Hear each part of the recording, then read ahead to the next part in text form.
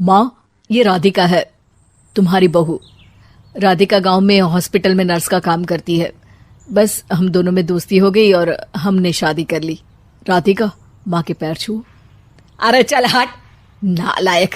अरे मैंने क्या क्या सपने देखे थे कि तेरी शादी किसी अमीर घर में करूंगी और दहेज में लाखों रुपए लूंगी, और तू गांव की इस मामूली लड़की को मेरी बहू बनाकर ले आया।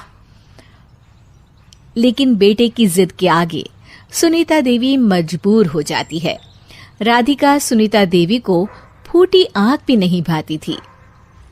तुम चिंता मत करो भाग्यवान, हम दोनों मिलकर अपनी बहू को इतना सताएंगे कि वो हमसे तंग आकर ये घर छोड़कर चली जाएगी। फिर हम अपने बेटे की शादी किसी बड़े सेठ की बेटी से कर देंगे, ठीक है? अगले दिन सुनीता देवी अपने बेटे का कमरा साफ कर रही होती है। तभी बहू के सामान में उसे एक बड़ी बड़ी मूंछों वाले आदमी की तस्वीर दिखाई देती है और उसके कंधे पर एक बड़ी सी बंदूक टंगी होती है।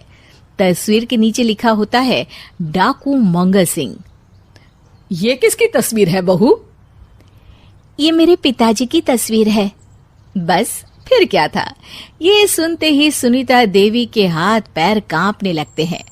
वो भागती हुई सीधा अपने पति के कमरे में जाती है। अरे गजब हो गया जी, गजब। अरे क्या हो गया भाग्यवान? हमारी बहू एक मशहूर डाकू मंगल सिंह की बेटी है।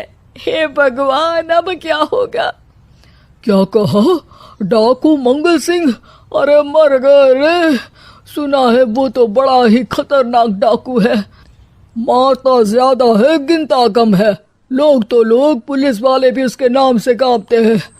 अरे सुना है वो तो हर हफ्ते 2-4 लोगों का ऊपर का टिकट कटवा ही देता है। हे भगवान, अब हम क्या करेंगे?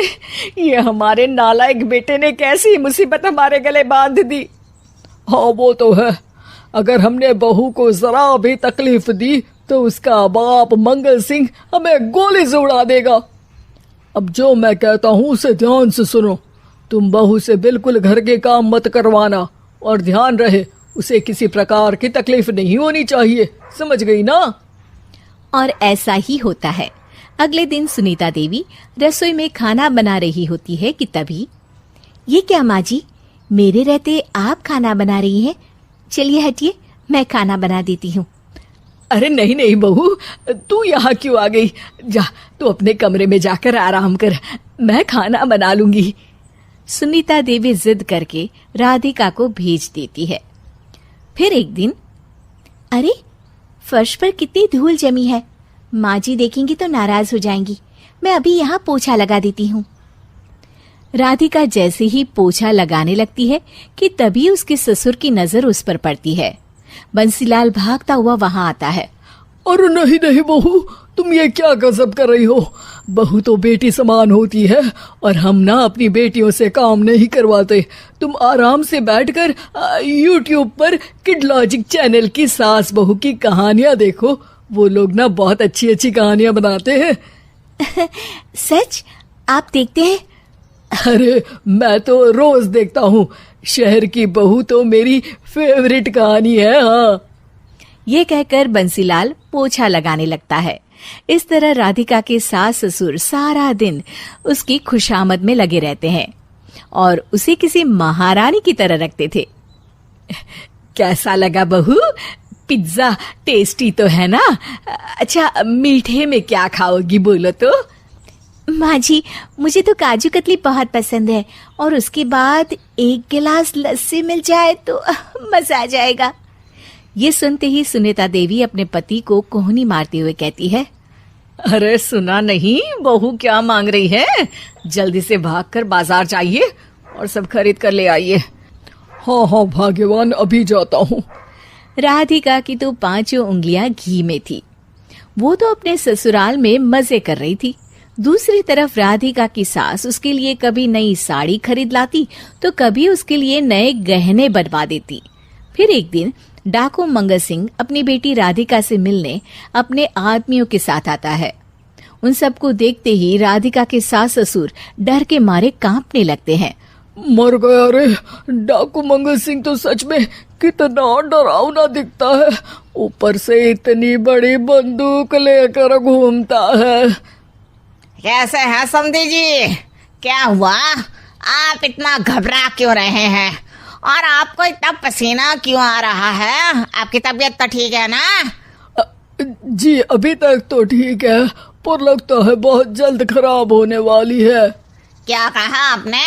जी कुछ नहीं, बताइए बताइए कैसे आना हुआ। दरअसल आज आपके शहर में हमारी नाटंकी मंडली का प्रोग्राम है, तो इसी बहाने सोचा बेटी का ससुराल भी देखता चलूं। ये सुनते ही राधिका के सास ससुर हैरान हो जाते हैं। क्या कहा? आप नौटंकी में काम करते हैं? हाँ माँ जी, पिताजी डाकू की एक्टिंग बहुत अच्छी करते हैं, उन्हें तो कई अवार्ड भी मिल चुके हैं। और ये बंदूक, ये तो असली लगती है।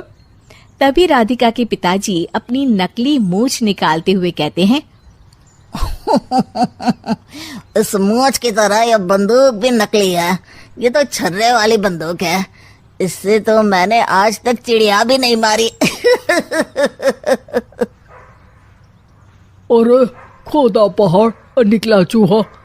इसका बाप तो मामूली नौटंकी वाला निकला, और हम इससे डर कर बहू की नौकरों की तरह सेवा कर रहे थे। आपने सही कहा जी, इसके पीछे मेरे कितने पैसे खर्च हो गए, और काम कर करके मेरी तो कमर टूट गई सो अलग। अरे बहू, तूने अपने पिताजी के बारे में हमें पहले क्यों नहीं बताया? राधिका मुस्कुराते हुए कहती है, आपने तो कभी पूछा ही नहीं ना माँ जी।